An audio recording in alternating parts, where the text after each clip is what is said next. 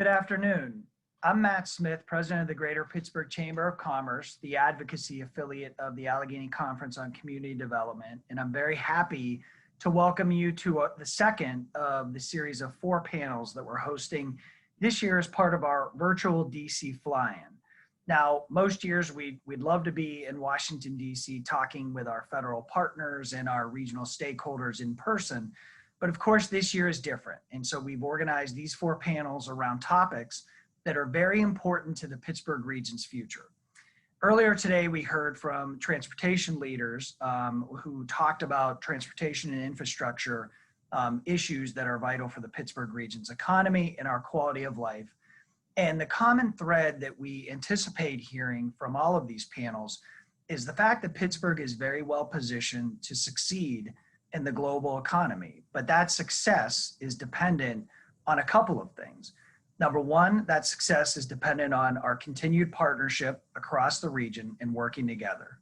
And two, that success is very dependent on key decisions that are made at the federal level. Those decisions could involve policy changes. Those decisions frequently involve investments. And that's what we're here to discuss during the 4 panels that we've organized. As we said earlier, Pittsburgh is very well positioned to be a leader on transportation and infrastructure, on energy, and on innovation economic development. And those are 3 of the panels that we've organized for all of you.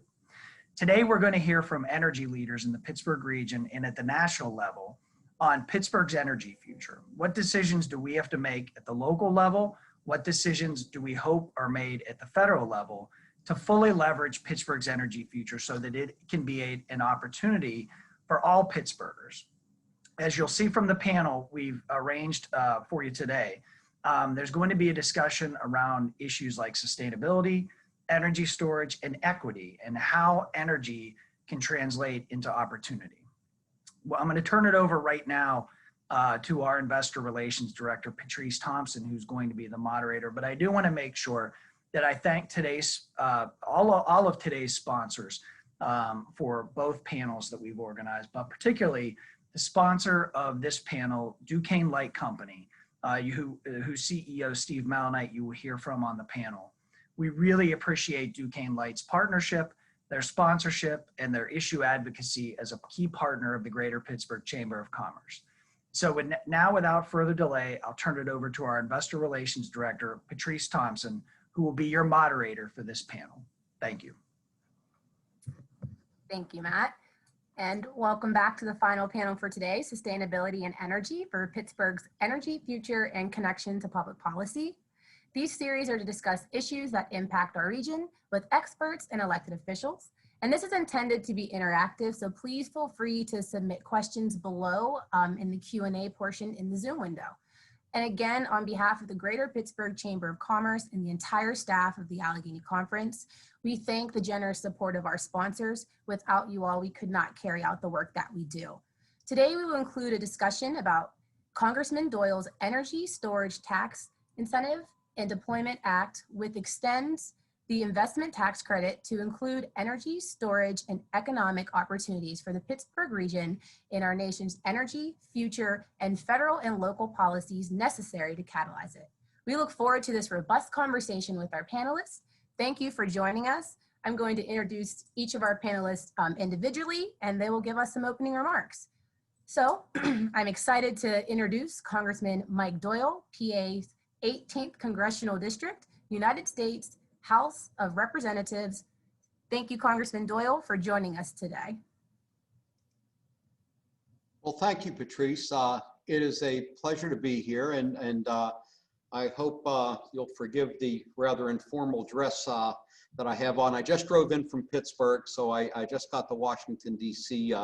Not that long ago, and didn't have time to change into a suit, but I think Pittsburghers get that, so we'll be fine. I want to thank you for having me here today to talk about what I believe is a very important topic and how we can continue the economic growth the Pittsburgh area was seeing before this pandemic hit. As all of you know, Pittsburgh has been a hub of energy development and innovation for generations. And while we've moved away from coal mining, we are home to some of the most productive natural gas drilling. We have a growing renewable sector, and we're home to one of the biggest nuclear power companies in the world. Our region has always been home to some of the greatest innovators and entrepreneurs in our country, and that continues today, not only with the influx of tech companies, but with the product of all the researchers at our universities and at the National Energy Technology Laboratory.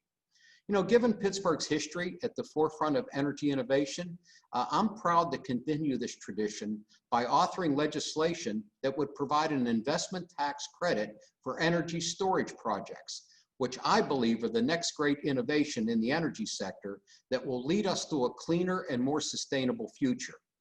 Energy storage not only will allow us to put more renewables on the grid more cheaply and reliably by smoothing out their intermittency, but it will allow grid managers to create a more resilient grid by storing energy for use during storms or other disruptions.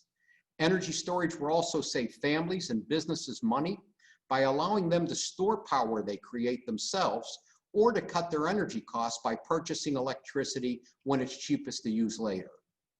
And because energy storage can take the form of batteries, hydrogen, or even by pumping water up a hill, it can be deployed anywhere and for a variety of uses. I believe improving and expanding the deployment of energy storage systems is the biggest single thing we can do to create a more sustainable future. And because there is such great potential, and because there is so much room for innovation, it's an industry that's ready for growth. Not only will we have to manufacture energy storage systems, but they're going to have to be installed. And given that the more energy storage systems can hold, the more valuable they are, there is a ton of room left for researchers and innovators to improve on our current technologies.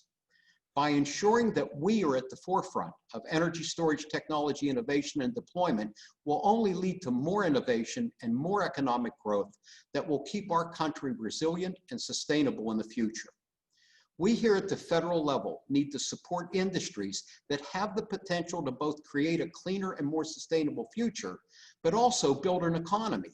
Since I believe energy storage does both, I've been pushing for my legislation to be included in any energy or tax package we have. We came incredibly close to passing it last year, and I'm confident we will get it done when we have the next opportunity to, and we hope that's hopefully sooner than later. Again, I'm happy to be here with all of you to discuss energy storage and what I'm doing at the federal level to build a more sustainable future. I look forward to hearing from the other panelists. Thank you very much.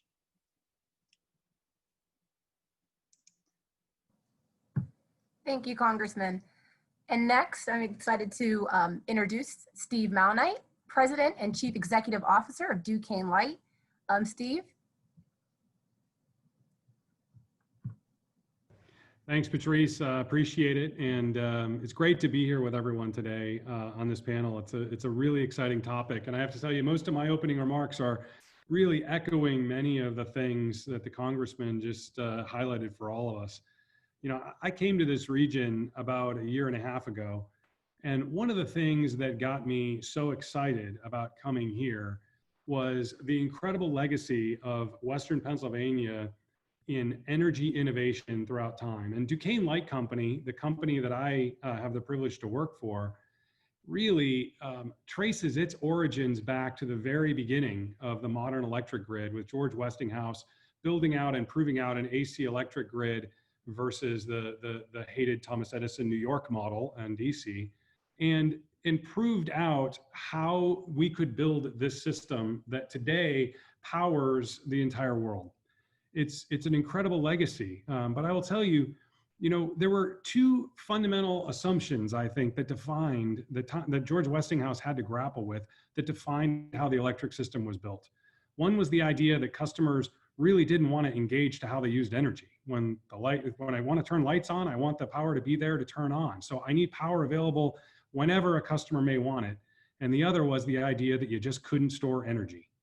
And those two fundamental assumptions shaped how we built the electric grid that everyone sees today. And what I'm so excited about is both of those assumptions are no longer true. Today, we see technology in the hands of customers that enables them to use energy in different ways to achieve their individual goals. They can generate electricity at their facilities or in their homes. You can power your vehicle with electricity. You can store energy in your home for use at different times, as the Congressman said. Those things, those new technology innovations have fundamentally changed the world that we live and work in.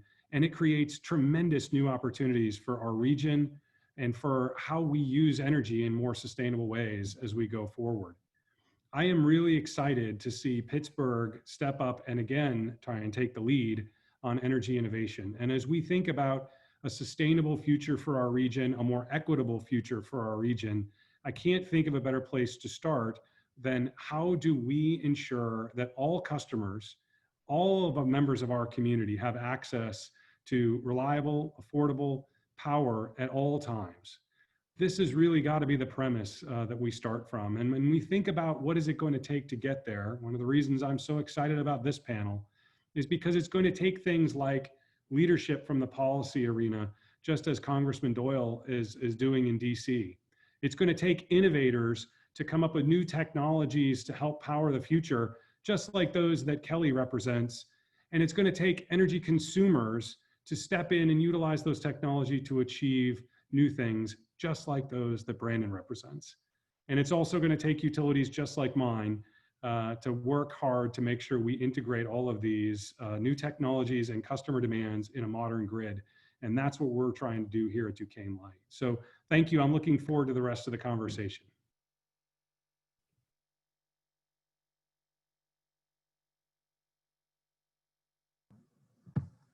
Thank you, Steve. And next, I'd like to introduce Brandon Mendoza, Executive Director of Naot Pittsburgh. Brandon, thank you for joining us today. Hey, Patrice, how's it going? Thank you guys for having me. One, I want to thank everybody. This is important. I'd much rather be in DC with you all at Bullfellers, having some of those with the scallops, but wrapped in bacon. This is probably the first year in 8 years that I've missed with that reception, and that we've all missed it, I guess. But anyway, so NAOP is with the Commercial Real Estate Association. So I run the Pittsburgh chapter. We've got about 400 or so members in our chapter. And obviously we are a part of a national association with about 20,000 members across the US. In commercial real estate, obviously after you have a building that is built and ready, the most important things are the tenants and that long-term lease. I'll say it again, the tenants and the long-term lease.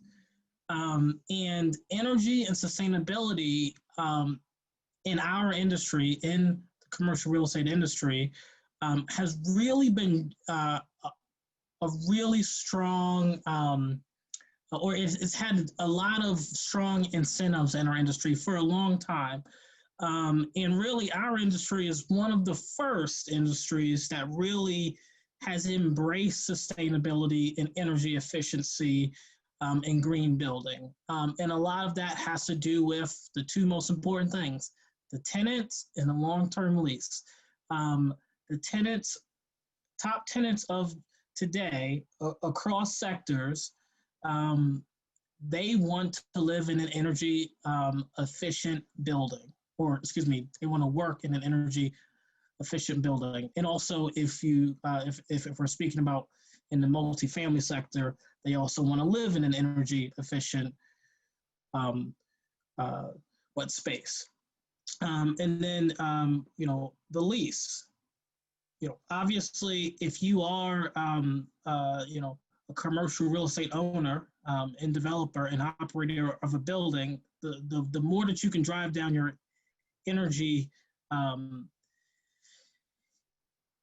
prices, obviously, that translates into what you can offer in terms of, your lease agreements and whatnot. And then also, if you're trying to attract the top folks in terms of top tenants, they want, the Googles and Microsofts and and Apples of the world will pay more in terms of a lease for an energy efficient building. So again, in this industry, in the commercial real estate industry, we've really have seen energy, efficiency and sustainability has really had a long-term effect in our industry. And really, we're one of the first industries in the U.S. to really fully embrace it because the two most important aspects of our industry, the tenant and long-term lease, are very much affected. So with that, obviously from a Naot, from our perspective, we've been advocating for a number of energy efficient issues, and we continued to expand on them. And obviously we'll speak a little bit about that as we go on a little bit more.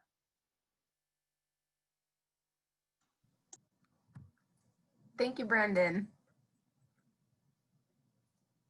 And next, I'm excited to introduce Ms. Kelly Speaks Backman, Chief Executive Officer of the United States Energy Storage Association. How are you, Kelly? Thank you for joining us. I'm great. Thanks, Patrice, for inviting me to join you. And thanks to Matt also for inviting me. I'm really pleased to be here. I wish, actually, while you all are saying you wish you were in DC today, I actually missed out on a great opportunity to join you all in Pittsburgh. We had our annual conference scheduled in April to be taking place, but not to worry, we'll be back in 2022 and looking forward to working with you all in that year. Absolutely. So a little bit about my organization and a little bit about what's going on with energy storage. I'm Kelly Speaks Backman. I'm the CEO of the U.S. Energy Storage Association. ESA is the national trade association dedicated to energy storage in all its forms. So it's the batteries that you hear about in the news, but it's also mechanical storage, pumped hydro power storage, thermal storage, all the things that Congressman Doyle was talking about earlier. We work toward a more resilient, efficient, sustainable, and affordable electricity grid for all. I think I heard a few of those keywords in the speeches that came before me, and I was ever so thrilled. Today, ESA represents about 200 members across a diverse group of companies, including utilities, manufacturers, implementers, and services and end users, all involved in deploying energy storage systems across the globe. We represent small companies and large Fortune 100 companies, publicly traded and privately owned, local startups, and global powerhouses. In Pennsylvania, our members account for Customized Energy Solutions, Veridity, East Penn Manufacturing, Mitsubishi, PPL, and Ryden and Eaton right there in Pittsburgh. So we have a broad base of members all working towards energy storage. We at ESA, we work to accelerate markets at the national, state, and regional levels. We work to connect our members to each other in networking opportunities, and we work to educate stakeholders and policymakers at all levels of public and private sectors. Now, a little bit about what's happening in storage. It's funny, I've had a few folks say that the storage market is exploding, and I always like to correct them and say we never say that it is exploding, but I can tell you that the energy storage market across the United States is growing at an exponential pace. By the end of 2019, the US had about 1,500 megawatts of new storage installed in the United States since around 2015, with a third of that in homes and at businesses. By the end of this year, we're going to more than double our annual deployments and install another 1,150 megawatts, despite the slowdowns that we've seen from COVID-19. Picking up from those project delays this year, we're going to see a staggering growth of out to 2021 to about 9 gigawatts of energy storage each year by 2025 and beyond.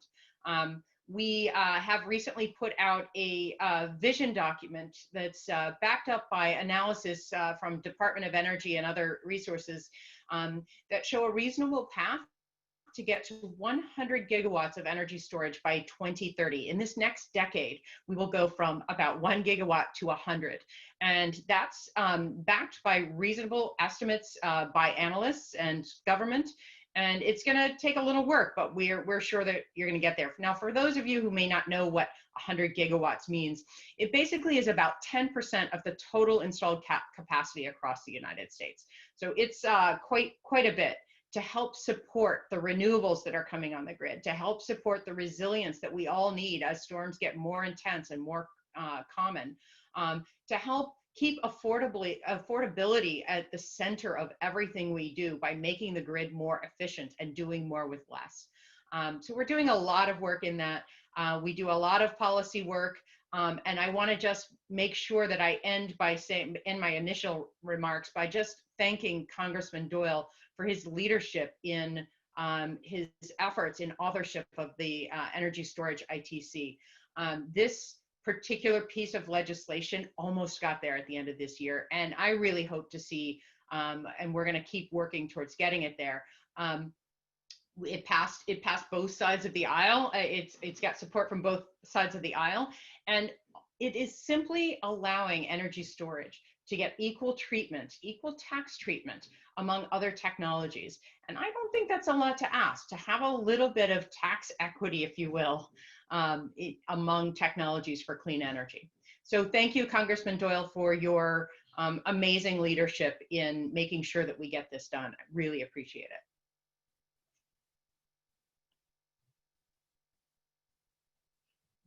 it. Thank you, Kelly.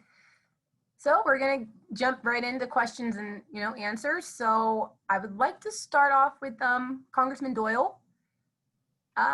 What kind of impact would your energy storage legislation have on Pittsburgh? Well, let me first tell you a little bit about the bill itself and then how I think it would impact Pittsburgh. The Energy Storage Tax Incentive and Deployment Act, it's HR 2096 currently.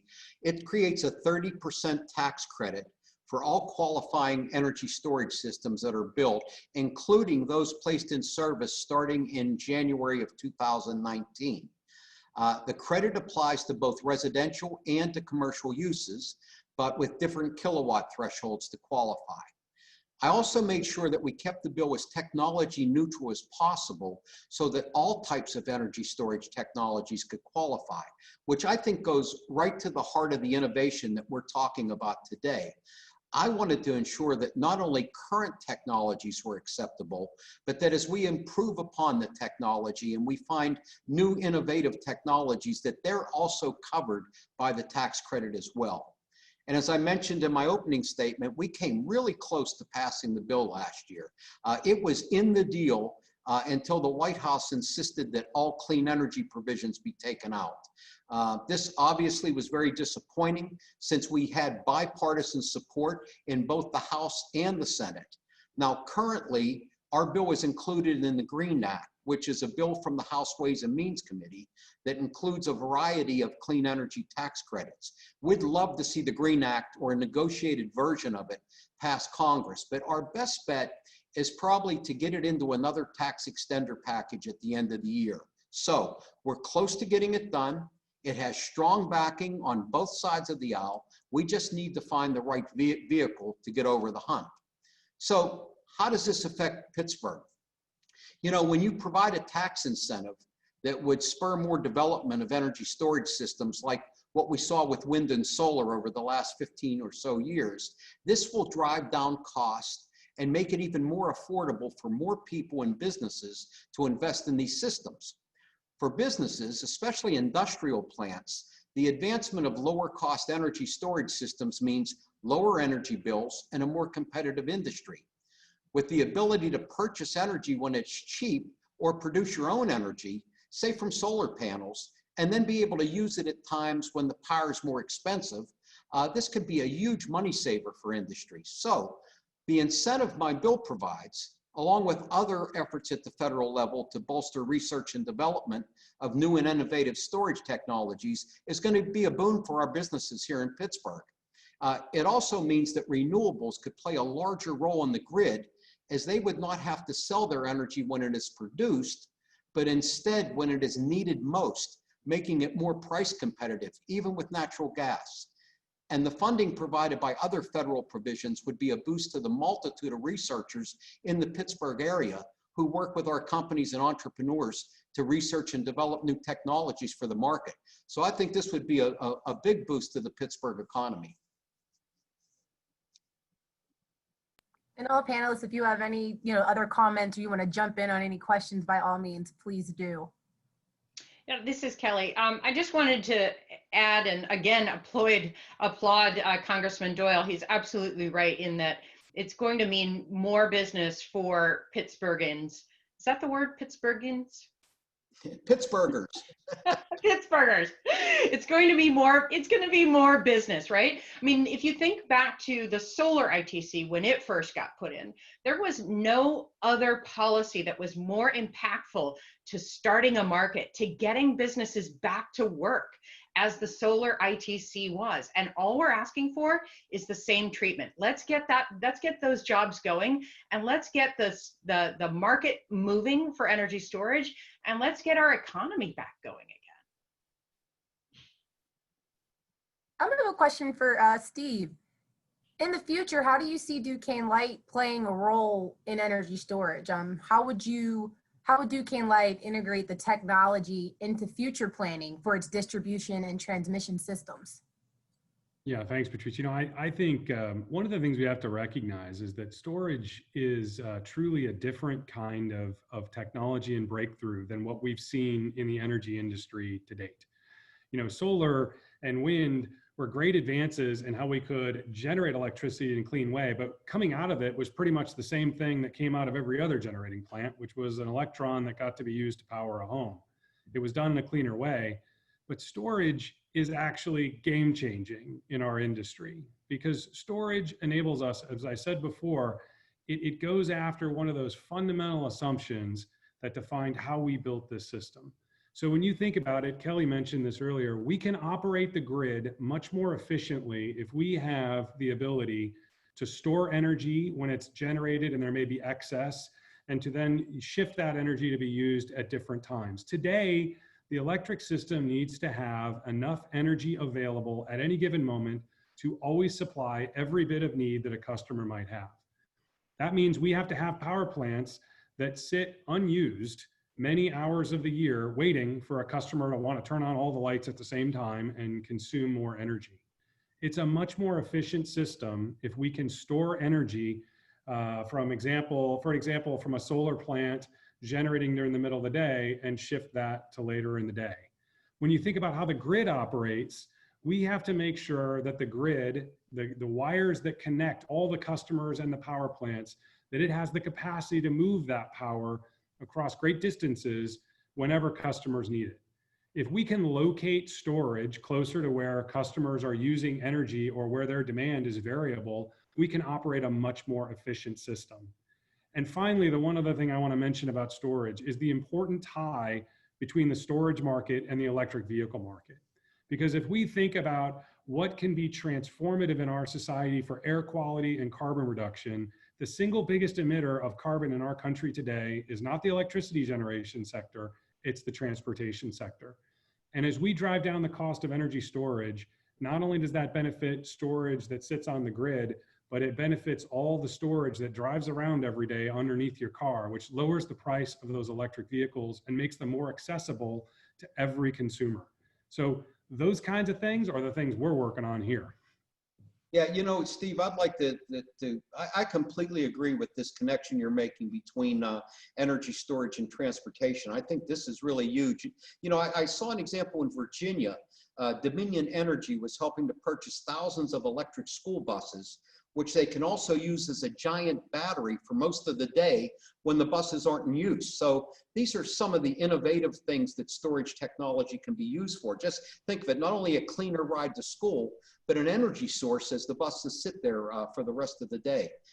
There's just so many innovations that can be done, and the connection you make between that and the transportation sector is just one of the many. Yeah, when you think about it, Congressman, in the middle of the day when those buses are sitting there, the sun's up and storage or solar can generate a lot of electricity that we put right into those school buses while they're waiting for the afternoon ride home. right? And summertime, it's there the entire time. I think I 100% I agree with the both of you. I think the interesting thing about storage and why it is disrupting the entirety of our regulatory frameworks across the United States is that it's not just generation, it's not just transmission or distribution, it is all three in a single asset. We haven't ever dealt with that before.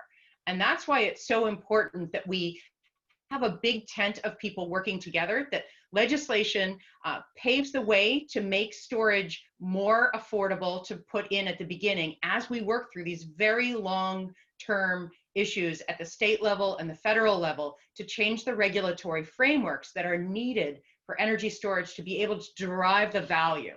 I'm all about markets. I think it's really important that we build a self-sustaining industry, and that takes time from a regulatory perspective. And this combination between transportation and electricity sector is just beginning. That's going to be a really fascinating area.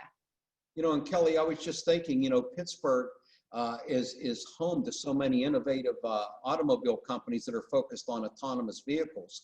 There's really no reason why Pittsburgh shouldn't be the leader in the electric vehicle energy storage space. I mean, this is just this is just made for our region, and there's just so many good fits between what goes on here in Pittsburgh and how we could utilize this technology.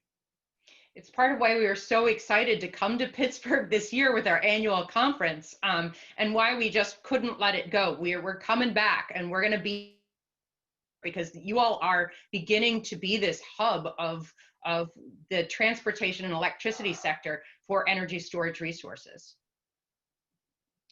Well, we were really looking forward to the conference in April, but you know, a lot of things that we've all been looking forward to had to be put aside necessarily, and we need to get the place we need to get to put this behind us. But we're going to be anxious to have you back in 2022, and hopefully when you come back, that tax credit's already in place, and we're already seeing some of the results of it in Pittsburgh. Absolutely. So we have a question that came in, and bear with me. So there's a significant opportunity to decarbonize both the electricity and gas distribution networks by pipeline injection, and also create dispatchable storage generations via green hydrogen energy storage. Given the vast natural gas resource in Pittsburgh, do you foresee this contemporary usage for the future of decarbonization? Do you want me to take that one, Patrice? Go for it, Steve.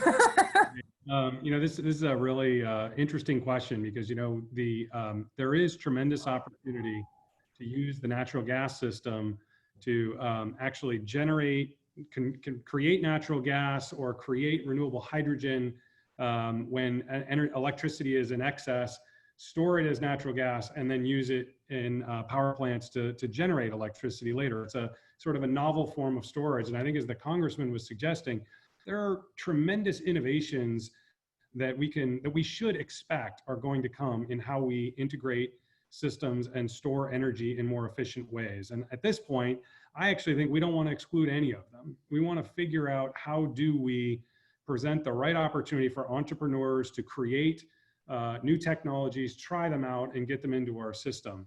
And I think that, you know, the question here is one of the things that we should be looking at for the future. Steve's 100% correct. It's one of the reasons we wanted to make sure that our bill is technology neutral, and another reason that we wanted to make sure, as new technologies are developed, that they're eligible for the tax credit too. You know, Pittsburgh has some of the best researchers in the world on energy issues, and it shows by how much federal research money they're able to get from the Department of Energy, from the National Science Foundation. When you think about the work being done at CMU and Pitt on cutting edge energy technology, and we also have a national lab in the region, the National Energy Technology Center. So this is solely devoted to energy technology. So this region's just perfectly set up and prepared for this. And all of these ideas it's like Steve said, we need to be open to all of these things and not to restrict it to any one. We need to keep it energy neutral and look at this whole basket of energy options we have here. That's why I think this bill fits so nicely, because we don't prioritize or single out just one single energy source. The next question, I'm going to go to Brandon. So your organization has been a leader in the Pittsburgh region on so-called CPACE local legislation that would help finance clean energy products. Can you tell us a little bit about this effort? Yeah, absolutely. So one, a few years back, our state legislature and our governor, they passed state CPACE legislation, which authorizes each of our counties in our state to set up a CPACE like program. So last year, Allegheny was the first in our region to set up a program. Now they're still in the process of selecting an administrator to run the program, and actually that news should be out within the next few weeks or so. But CPACE is important because, as I said earlier, and as Kelly said, markets are important, and setting up further incentives are important. So CPACE essentially allows a building owner, it's a financing tool. It allows a building owner to finance sustainable and renewable upgrades on their buildings, which is critical, especially in a time like over the past 6 months where we've had a lot of owners and whatnot, especially some of our owners who have had like some tenants in trouble because of everything that's going on with the economy. This is a great tool to free up some money, and then also to invest in your building to make it more sustainable, and efficient. Now, again, over the next few months or so, we're going to start to see a lot more buildings in our region start to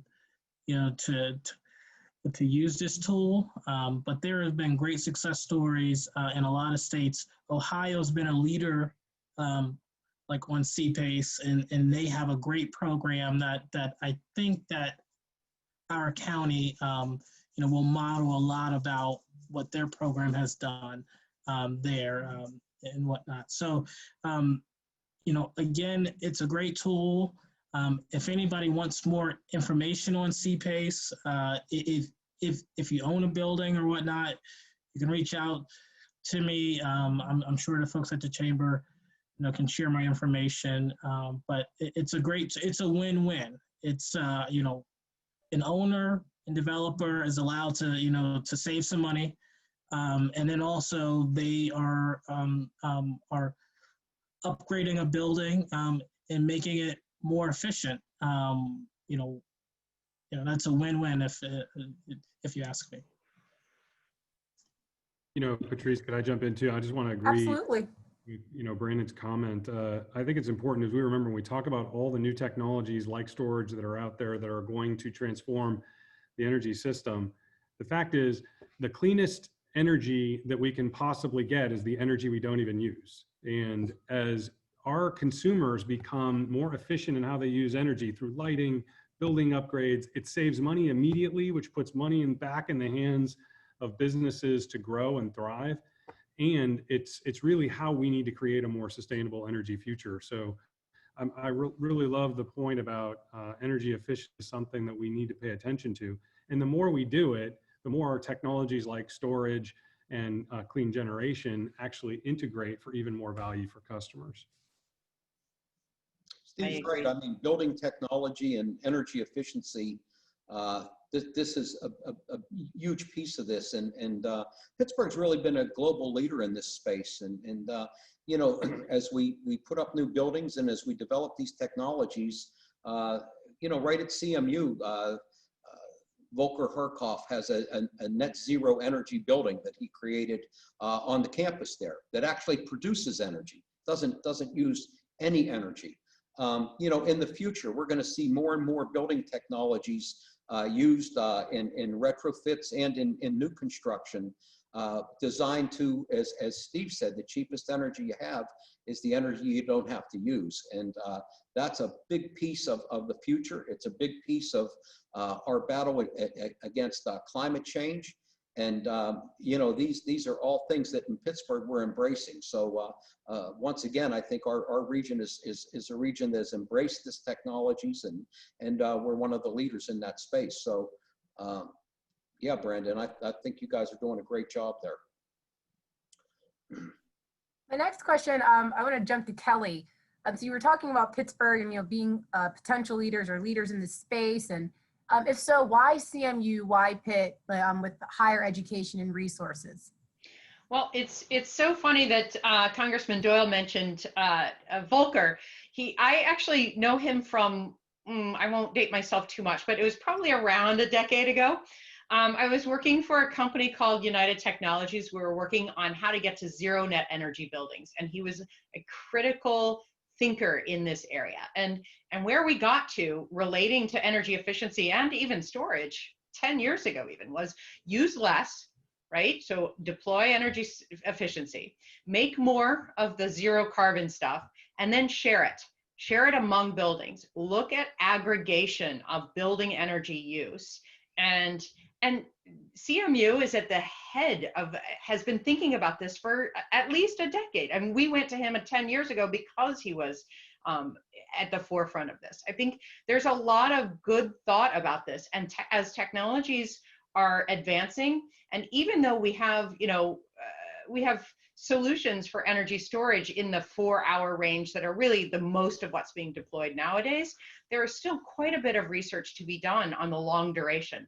And that's why having like $1.7 billion in the federal appropriations going towards R&D, going toward storage pilot programs and things like that is so important to be deployed across the United States, not just in the areas that are solely focused on the renewables, but all across the United States. Because again, this isn't just about, I mean, it's important and it's a good goal for us to get to zero net energy, but it's also about making sure that consumers can get their electricity affordably, that they can rely on it. And all of these things can be done through energy storage. And y'all have been at the forefront of research on all of these areas to get us to a better carbon future. Yeah, Kelly's right. I think a lot of Pittsburghers don't realize what we have here in terms of the research that takes place at Carnegie Mellon and Pitt and at the NETL. It's cutting edge technologies and researches that are being done right here in Pittsburgh. And we punch way above our weight in terms of attracting federal dollars from the National Science Foundation and the Department of Energy because they recognize the talent pool that exists right here in the Pittsburgh region. It's something I'm very, very proud of and try to talk about all the time because people need to be aware that exists, and there's a lot we can do, not only to the benefit of the economy in Pittsburgh, but really to the benefit of the country. In terms of building these reliable, resilient systems and dealing with climate change and other issues that as we go down the future, Pittsburgh's going to be a major player in that.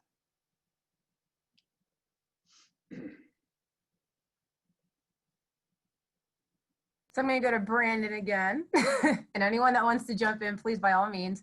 But how does building technology and energy efficiency help drive this discussion? You know, Pittsburgh's been a leader in the space, correct? Yeah, I mean, and to be honest, you know, a lot of it, you know, was kind of stated by Kelly and the Congressman.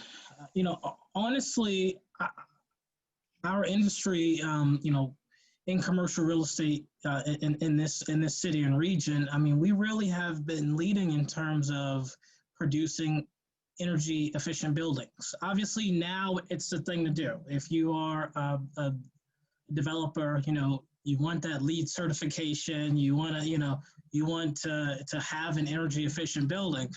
But 15, 20 years ago, it was not the thing everywhere.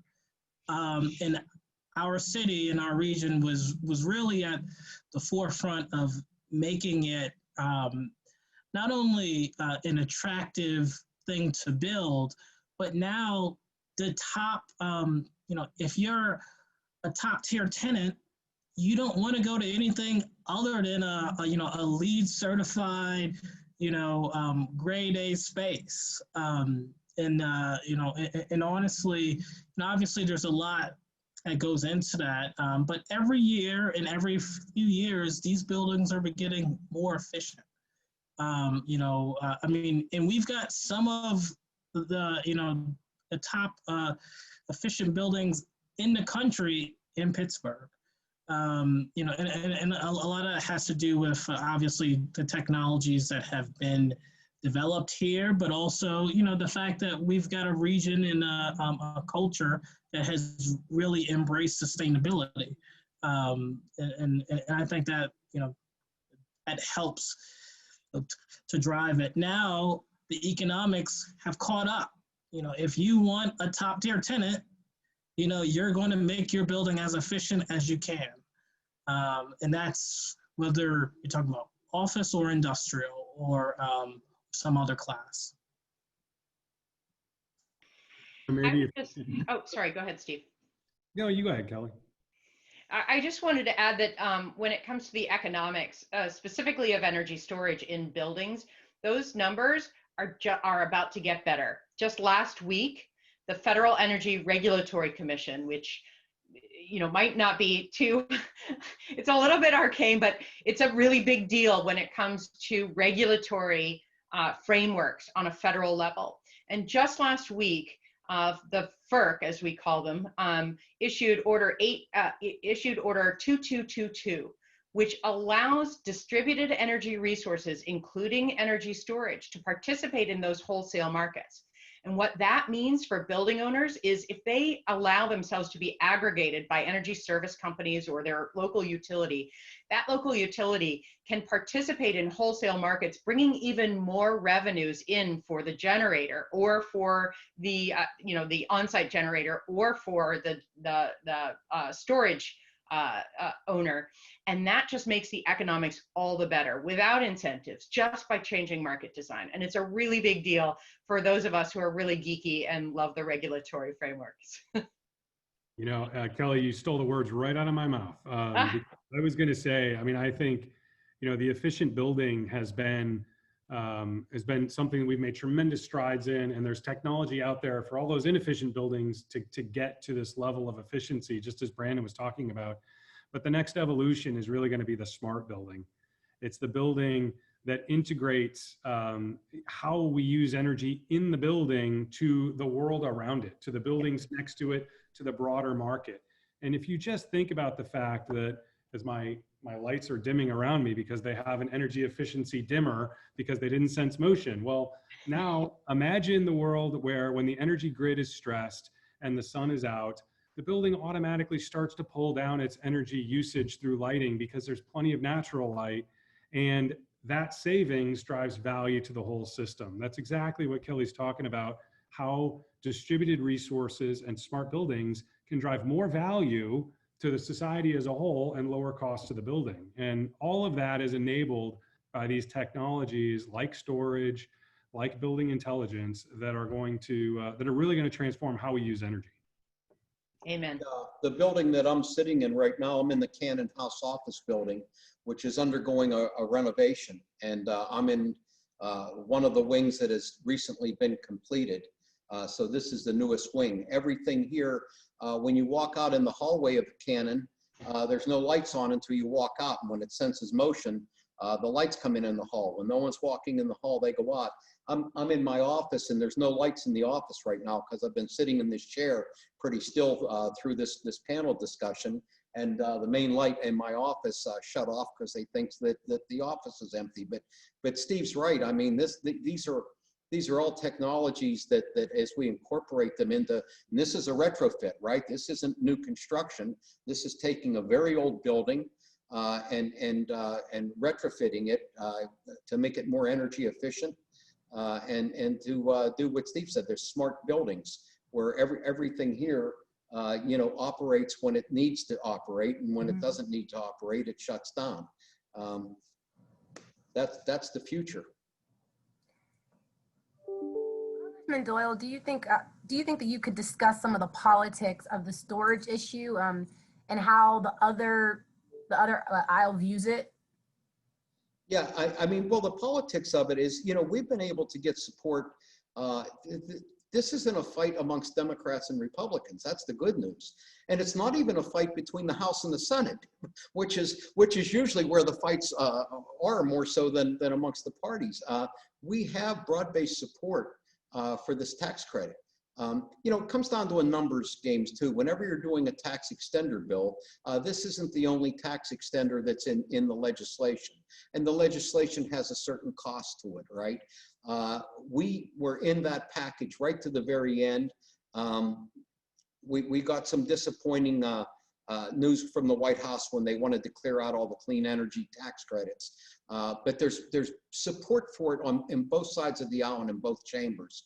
And I feel very strongly that the next vehicle we get, and that's what we need, whether it's with the green bill that's sitting in the Ways and Means Committee, or if we just at the end of the year, maybe in the lame duck session, decide to get a tax extender bill out. I really feel like this time we're going to make it this time. We've got broad-based support for this. So it's not a thing where, the Democrats are for it, but the Republicans aren't. We've worked very hard to make this bipartisan. We've worked very hard to make it the technology neutral so that, we didn't restrict it to just one. I think we've designed it in such a way for success, not only political success, but for success in terms of how it is deployed and used throughout the country. So I'm very optimistic about our chances to get this done and to get it done this year before we leave. The clock is ticking. We don't have too many session days. Congress probably will recess, if not this week, next week, until after the election. And then we'll come back probably a week or so after the election in a lame duck session and close out this session of Congress. That's when we're going to need to get it done. I don't think we're going to get it done in the next week or two, but I think there's a very strong chance we'll get it done in the lame duck session. Just to add a little stat on there, we have more than 62 co-sponsors in the House due to Congressman Doyle's leadership. And we have more than 15 co-sponsors in the Senate.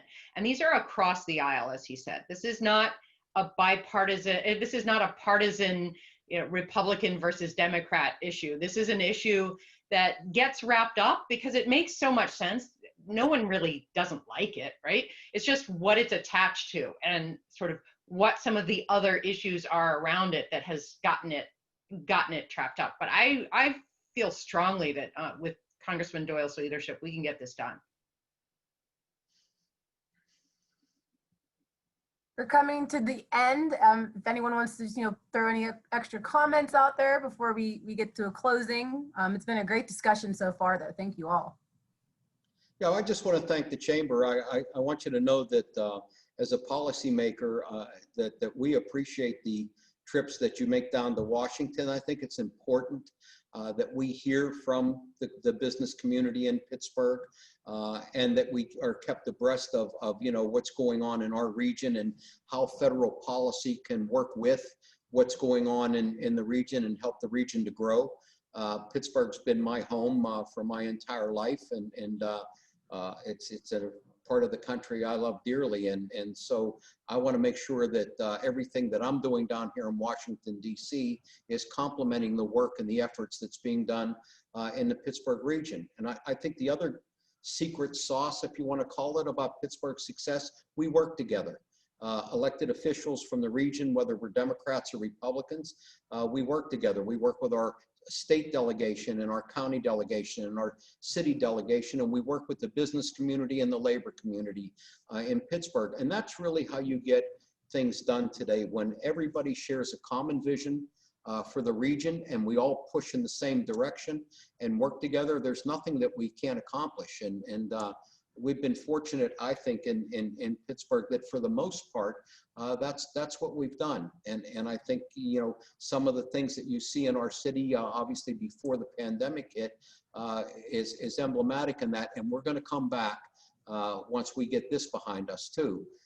So we just need to continue to push hard and work together and keep these partnerships between the private sector and the government and academia and our foundation community, those entities that all work in concert with one another. That's the success story that's Pittsburgh. And I'm happy to play a very small part in it, along with all of my fellow panelists here. And we look forward to your next visit, hopefully in person. And Matt Smith has already said that he'll pick up the tab at Bull Feathers. There you go. Yeah, I thought I heard him say that, Patrice, but maybe. I think you did, Congressman. I think you did. Thank you for having me. Thank you all. Thank you, Steve. Thank you, Brandon, Kelly, Congressman Mike Doyle. Again, thank you, Duquesne Light, for hosting this panel. Yeah. Again, thank you everyone for participating in this session. We appreciate our sponsors for their generous support, continuing to allow us to advocate for our region. And we look forward to seeing everybody on Wednesday. If there's any questions that we did not get to, please feel free to shoot myself an email and I'll try to get the answer from one of our panelists in the future. Again, thank you all, and everyone be well, everyone stay healthy.